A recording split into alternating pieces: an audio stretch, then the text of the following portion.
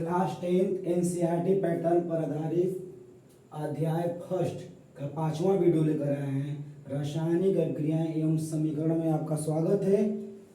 रासायनिक अभिक्रियाएं क्या होती हैं, हम पिछले वीडियो में आपको बता चुके हैं कि रासायनिक अभिक्रियाओं में एक तत्व का परमाणु जो है दूसरे तत्व के परमाणु में एक्सचेंज नहीं करता है, बल्कि परमाणुओं के मध्य स्थित आबंध टूटते हैं और टूटने के बाद नए आबंध बनने से नए यौगिक का निर्माण होता है।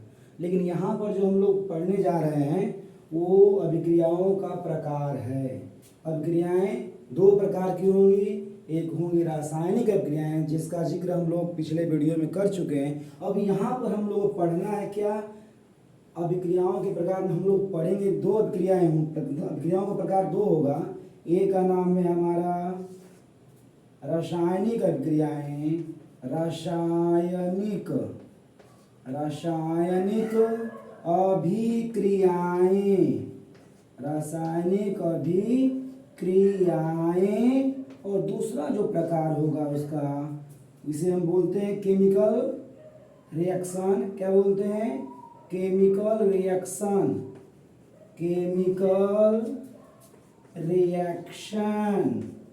लेकिन जो दूसरा प्रकार आएगा बहुत रोचक है और ये घटना घटता है, आपको प्राकृतिक में घटना घटता है, हमारे भविष्य में घटना घटता है। और दूसरा जो होगा हमारा लेकर आ रहे हैं वो है नाभिकीय अभिक्रिया। क्या है? नाभिकीय अभिक्रिया। नाभिकीय अभिक्रिया। नाभिकीय अभिक्रिया को हम बोलते हैं न्यूक्लियर रिएक्शन। Nuclear reaction. तो ये दूसरा जो हम लेकर आएंगे प्रकार नाभिकीय अभिक्रिया। तो हम पहले ही बोले थे कि जो रासायनिक अभिक्रियाएं होती हैं इनमें एक तत्व का परमाणु जो है दूसरे तत्व के परमाणु में एक्सचेंज नहीं होता है। यहाँ पर परमाणुओं के मध्य स्थित आबंध टूटते हैं और नए बनते हैं। तो यहाँ पर एक घटना घटेगा। लेकिन नाभिकीय अभिक्रियाएं ऐसी अभिक्रियाएं होती हैं जो परमाणुओं के नाभिक भाग लेंगे, परमाणुओं के नाभिक भाग लेंगे और परमाणु जो है अपना अस्तित्व खो देगा। माने एक तत्व का परमाणु जो है दूसरे तत्व के परमाणु में क्या होगा? चेंज हो जाएगा। तो यहाँ पर हम लोग इसका एग्जाम्पल देंगे, बहुत रोचक एग्जाम्पल आएगा इसका। जो सूर्य से सदियों से ऊर्जा आता है धरती पर, परमाणु बम और हाइड्रोजन बम की जो अभिक्रियाएं होती हैं वो सब नाभिकीय अभिक्रियाएं होती हैं। इसका एग्जाम्पल स्पष्ट करेंगे और उम्मीद कर रहे हैं कि रासायनिक नाभिकीय अभिक्रियाओं को आप समझेंगे। तो हम परिभाषा पहले दे रहे हैं, क्या नाभिकीय अभिक्रिया क्या होता है। तो नाभिकीय अभिक्रिया की परिभाषा दे रहे हैं। नाभिकीय अभिक्रिया में नाभिकीय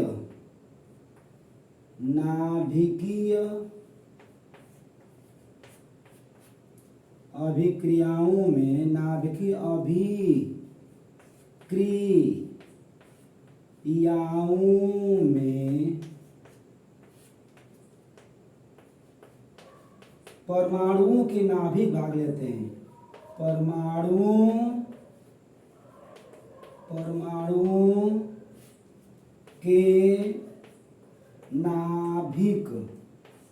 परमाणुओं के नाभिक भाग लेते हैं। अभिक्रिया में परमाणु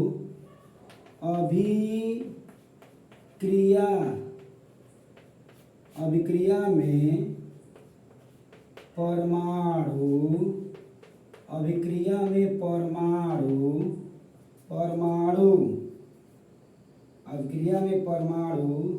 अपना अस्तित्व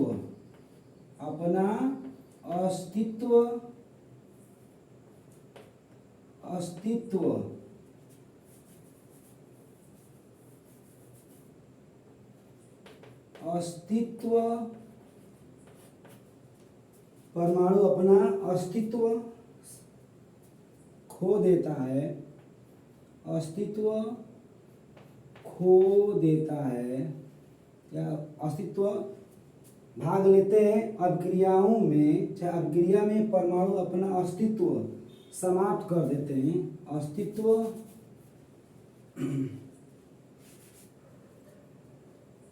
परमाणु अपना अस्तित्व समाप्त कर देते हैं, समाप्त कर देते हैं, अर्थात एक तत्व का परमाणु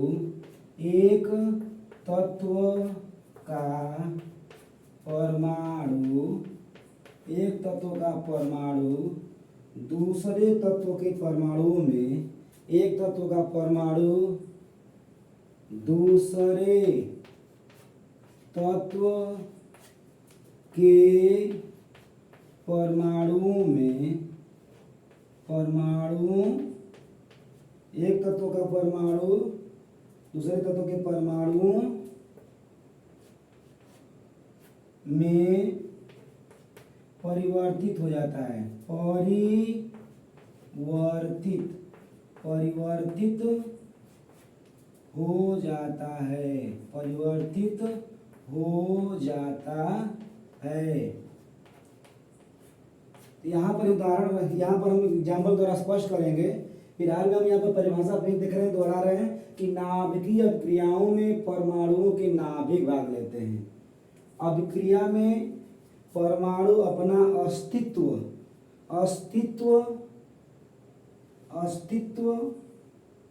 परमाणु अपना अस्तित्व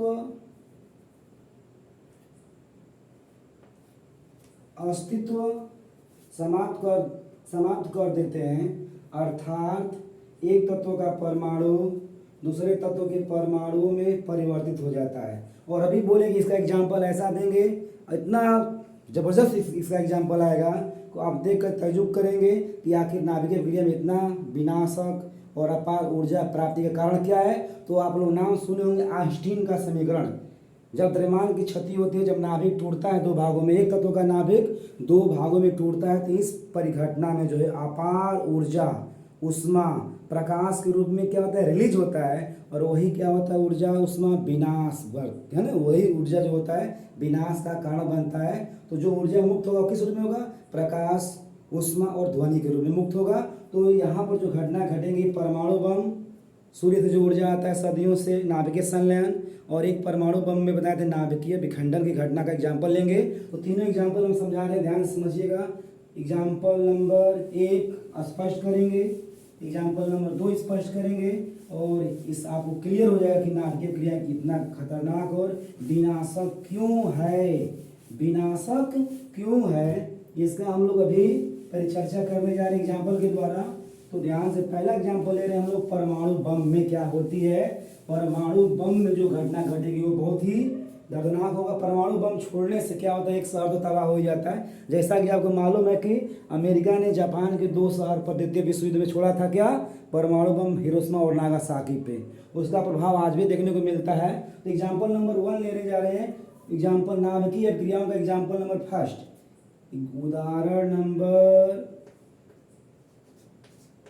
उदाहरण नंबर हम फर्स्ट ले रहे हैं। क्या उदाहरण नंबर फर्स्ट में लेंगे हम लोग, यूरेनियम के ऊपर जब हम लोग यूरेनियम का परमाणु क्रमांक जो होता है 92 होता है, द्रव्यमान संख्या जो होता है 235 होता है। जब इसके ऊपर न्यूट्रॉन का हम लोग बम्बार्डमेंट कराते हैं, बौछार कराते हैं, तो यूरेनियम परमाणु का नाभिक जो है दो अन्य तत्वों के परमाणुओं के नाभिक में क्या होगा, एक्सचेंज होगा, बदलेगा।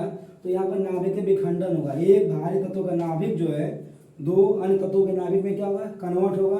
तो बनेगा क्या, बेरियम।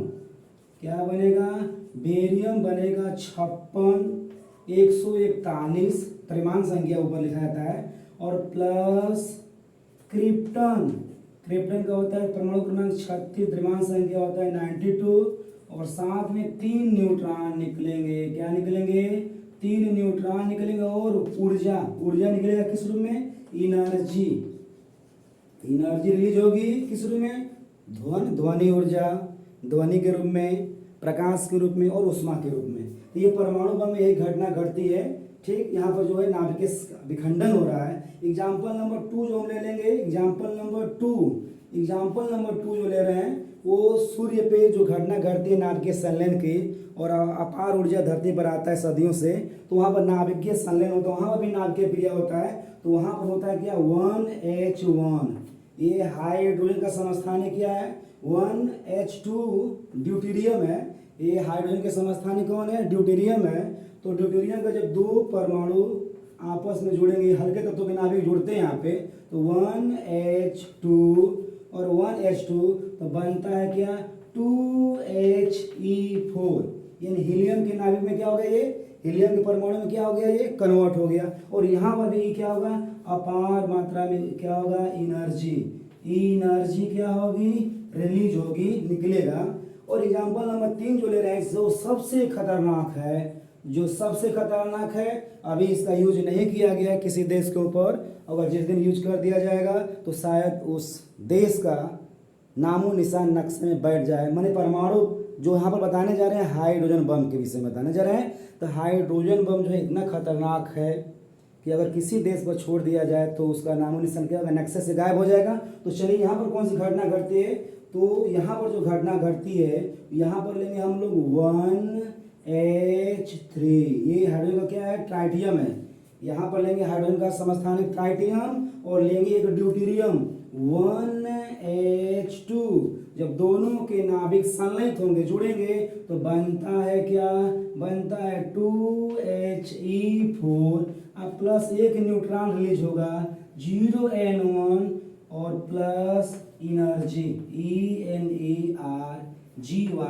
तो इसमें जो एनर्जी रिलीज होगी वो कई गुना परमाणु विखंडन के सापेक्ष हाइड्रोजन बम में जो रिलीज होगा एनर्जी वो कई गुना अधिक होगा। चूंकि हम बताए थे अभी कि परमाणु बम एक देश एक शहर को तबाह कर सकता है, लेकिन हाइड्रोजन बम जो है पूरे देश को तबाह कर सकता है। ये जबरदस्त घटना है क्योंकि यहाँ पर जो एनर्जी रिलीज होगी निष्कासित होगी उत्सर्जित होगी वह नाभिकीय विखंडन से कहीं ज़्यादा होगा, इसलिए क्या होगा ज़्यादा खतरनाक साबित होगा। और हम लोग इक्वेशन ये पढ़े होंगे E बराबर mc², हम लोग समीकरण पढ़े होंगे E बराबर mc²। ये समीकरण जो दिया था आइंस्टीन साहब ने दिया था, और इसमें कहा गया है कि द्रव्यमान और ऊर्जा में रिलेशन होता है। अगर द्रव्यमान का डिफेक्ट होगा तो जितना द्रव्यमान का डिफेक्ट होगा उसके तुल्य क्या होगा ऊर्जा में वो कन्वर्ट होगा। धन्यवाद। इस वीडियो के बाद अगले वीडियो में हम आएंगे रासायनिक अभिक्रियाओं के प्रकार लेकर। किसका प्रकार लेकर आएंगे, रासायनिक अभिक्रियाओं का प्रकार लेकर आएंगे। धन्यवाद।